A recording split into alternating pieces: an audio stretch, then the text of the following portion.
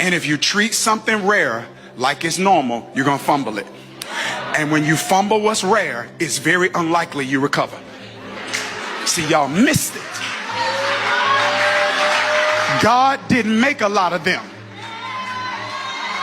See, come here, 8:45. God didn't make a lot of them. And when you cannot see that, you will treat something rare like it's common. And then when you lose it, you go shopping for it again, and you realize that's not on the shelf.